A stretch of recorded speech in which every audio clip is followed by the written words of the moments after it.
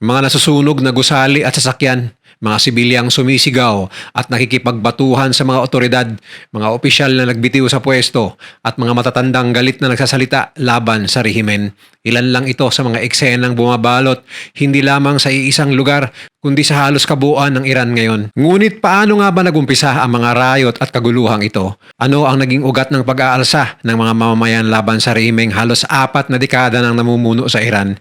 Yan ang tatalakayin natin ngayon dito lang sa Mr. Goodbye.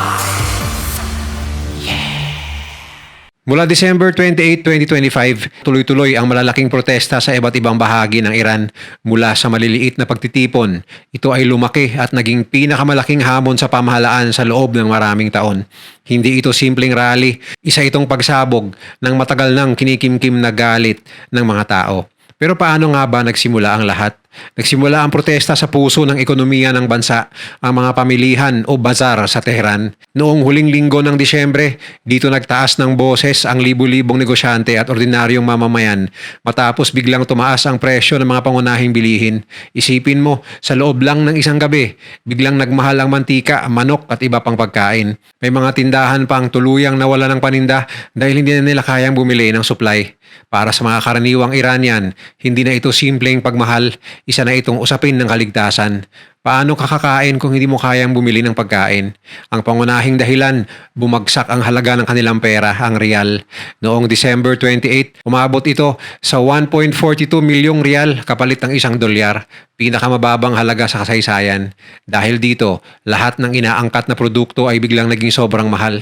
Lalong lumala ang sitwasyon nang itigil ng Central Bank ang isang programa na nagbibigay ng murang dolyar sa ilang negosyante. Dahil dito, napilitan ng mga tendero na magtaas ng presyo, ang iba tuluyan ng nagsara.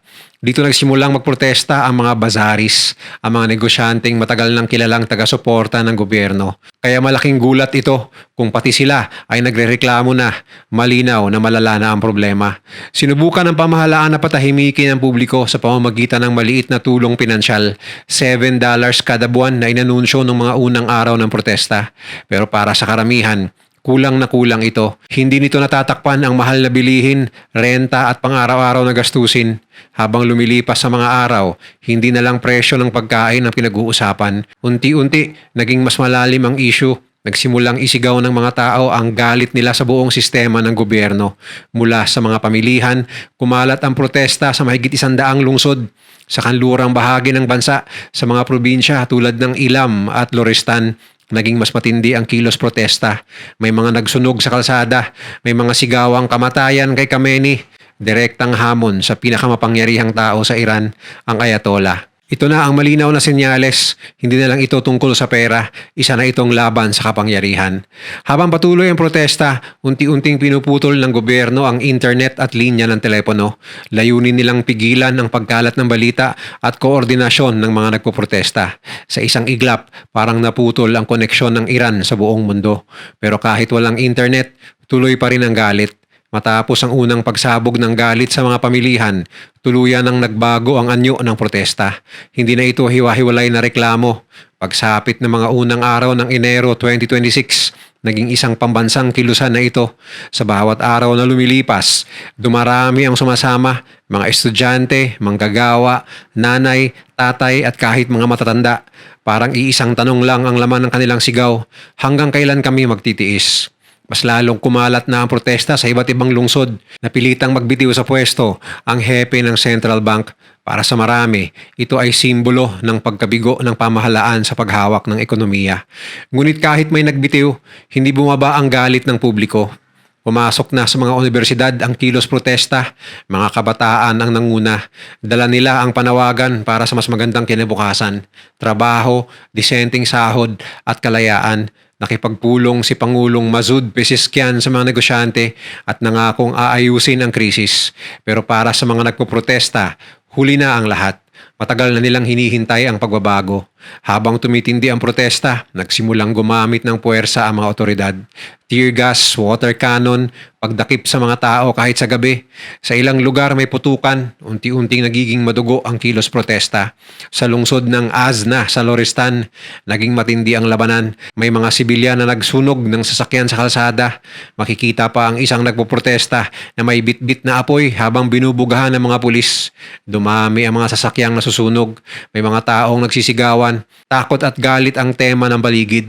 Sa mga sumunod na araw, lalo pang lumawak ang protesta. Umabot ito sa mahigit 100 lugar sa 22 probinsya. Dito pumasok ang babala mula kay Donald Trump. Sinabi niyang handa ang Amerika na sumaklolo kung papatayin ng mga nagpoprotesta. Para sa ilan, ito ay pag-asa. Para sa iba, dagdag tensyon lang. Pero ang mas mahalaga, hindi na natatakot ang mga tao. Kahit may banta ng pag-aresto, patuloy silang lumalabas. Kahit may putukan, bumabalik sila sa lansangan. Hindi na lang ito laban sa mahal na bilihin. Isa na itong laban sa buong sistema. Noong January 3, nagsalita si Supreme Leader Ali Khamenei. Sinabi niyang ang mga nagpoprotesta ay mga manggugulo at dapat ilagay sa lugar. Para sa maraming Iranian, malinaw ang mensahe. Mas titindi pa ang crackdown. At yun nga ang nangyari, dumami ang checkpoints, dumami ang pag-aresto, may mga bahay na pinapasok sa gitna ng gabi, may mga pamilya na nagising na lang na wala na ang kanilang anak. Pagsapit ng January 6, nagkaroon muli ng malakihang rally sa Grand Bazaar ng Tehran. Simbolo ito ng tuluyang pagtalikod ng mga negosyante sa gobyerno, ngunit muli itong binuwag ng tear gas. Sa bawat araw, tumataas ang bilang ng mga nasasaktan at nandadakip.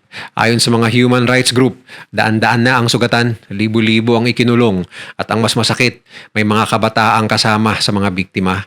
Sa kabila ng takot, nananatili ang tapang. Sa mga bintana, sa bubungan ng bahay, sa madidilim na eskinita, patuloy ang sigawan ng galit at pag-asa.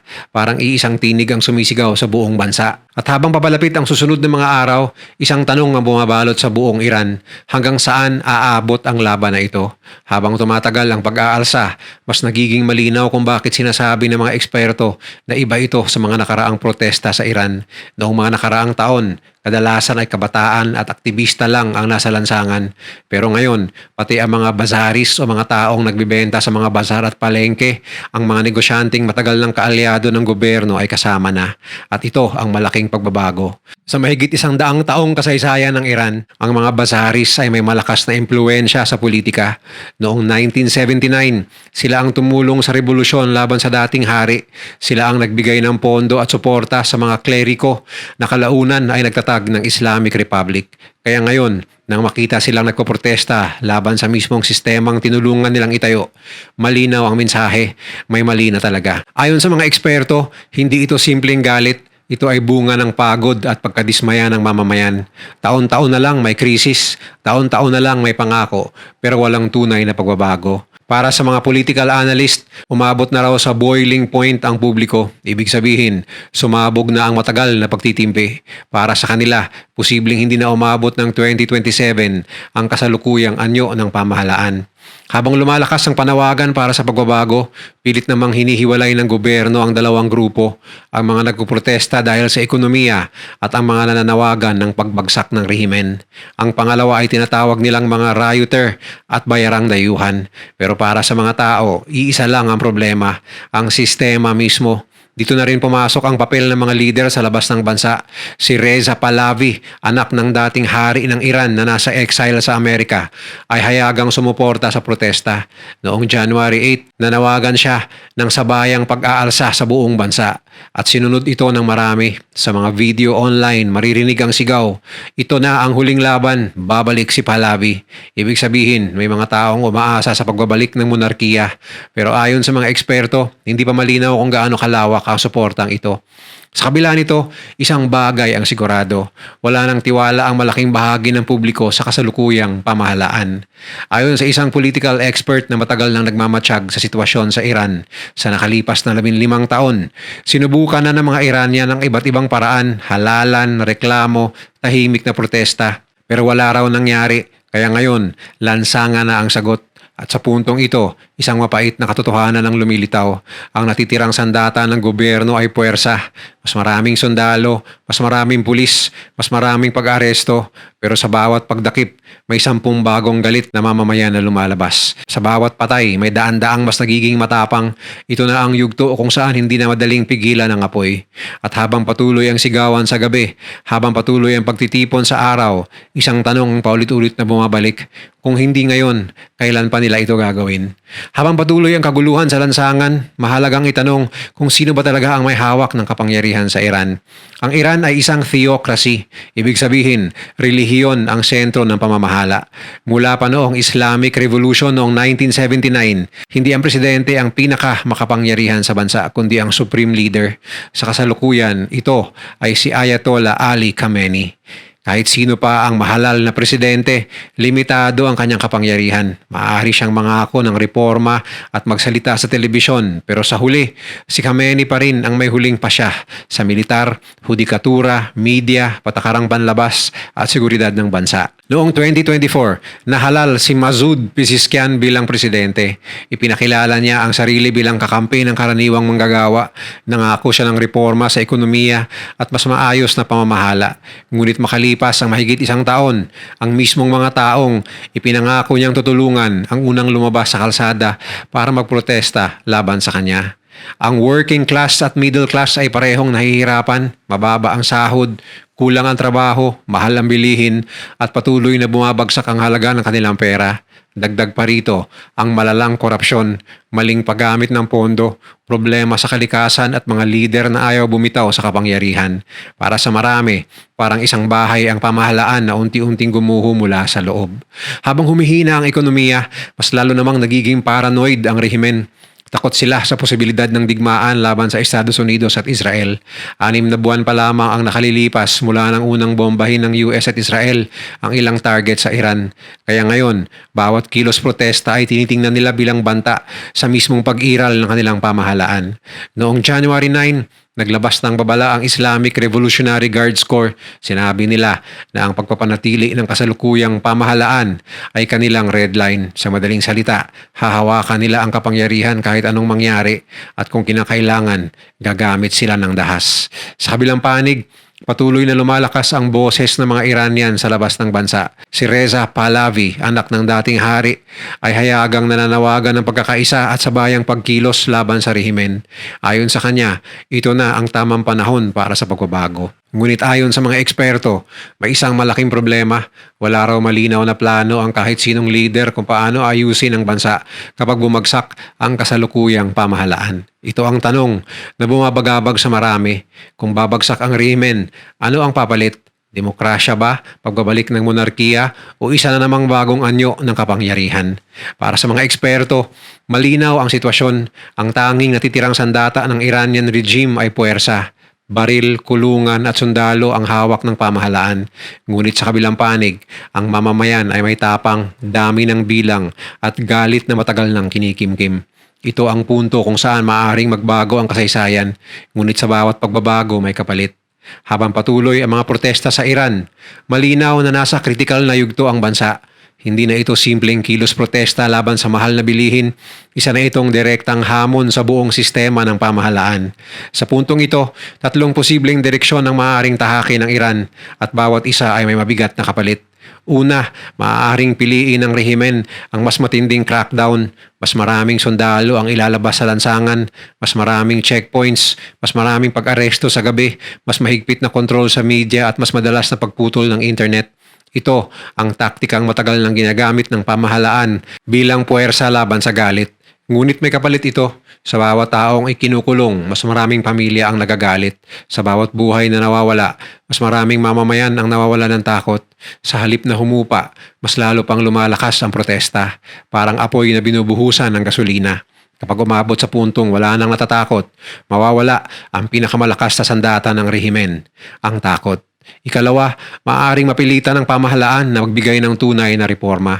Hindi na sapat ang pangakong salita. Kailangang may konkretong hakbang, pagkontrol sa inflation, paglaban sa korupsyon, paglikha ng trabaho at mas bukas na pamahalaan. Kailangang ipakita na may malasakit talaga sila sa mamamayan. Pero ito ang pinakamahirap na opsyon para sa rehimen. Ang tunay na reforma ay nangangahulugan ang pagbibitaw sa kapangyarihan. At para sa isang sistemang halos 5 dekada nang naghahari, ang pagbibitaw ay parang pag-amin ng pagkatalo. Kaya maraming eksperto ang nagdududa kung handa ba talaga ang pamahalaan sa ganitong pagbabago. Ikatlo, may posibilidad ng tuluyang pagbagsak ng sistema. Ito ang senaryong kinatatakutan ng marami. Kung magpapatuloy ang galit, kung tuluyang magkaisa ang iba't ibang sektor, kabataan, manggagawa, negosyante at mga profesional, maaring dumating ang puntong hindi na kayang kontrolin ng gobyerno ang sitwasyon. At kapag nangyari yon, magiging magulo ang susunod na kabanata. Walang malinaw na leader, walang malinaw na plano. Maaaring magkaroon ng power vacuum, isang puwang kung saan iba't ibang grupo ang mag-aagawan sa kapangyarihan. Maaaring mauwi ito sa kaguluhan, instability, o mas masahol pa, digmaan sa loob ng bansa. Dagdag pa rito, ang banta mula sa labas. Patuloy ang tensyon ng Iran sa Estados Unidos at Israel. Nagbabala na si Donald Trump na gaganti sila kung may mangyayaring malubhang karahasan. Si Khamenei naman, mariing nagsabi na hindi uurong ang Iran. Ibig sabihin, hindi lang kinabukasan ng Iran ang nakataya, pati kapayapaan ng buong Middle East. Isang maling hakbang lamang, isang madugong insidente at maaring sumabog ang mas malaking krisis sa pandaigdigang antas. Pero sa kabila ng lahat ng panganib, may isang bagay na malinaw. Nagising na ang mamamayan. Hindi na sila basta nanonood, hindi na sila tahimik. Lumabas na sila sa lansangan. Ipinakita nilang may boses sila at hindi na ito madaling patahimikin. Para sa isang buong henerasyon ng mga Iranian, ito ay hindi lang protesta, isa itong laban para sa dignidad, para sa kinabukasan ng kanilang mga anak, para sa karapatang mabuhay ng may pag-asa at kalayaan. Maaaring manalo sila, maaaring mabigo, ngunit isang bagay ang sigurado. Hindi na babalik sa dati ang Iran. Ang tanong na lang ngayon, magiging simula ba ito ng tunay na pagbabago o simula ng mas madilim na yugto sa kasaysayan? Sa mga susunod na araw, malalaman natin ang sagot. Ito ang kwento ng isang bansang pagod na sa pangako. Ito ang kwento ng mga taong piniling lumaban kaysa manahimik. Kung nagustuhan mo ang video na to, share mo naman sa iba at mag-subscribe ka na rin. Panoorin mo na rin yung mga videos na nasa kanan para lalo pang maubos ang oras mo.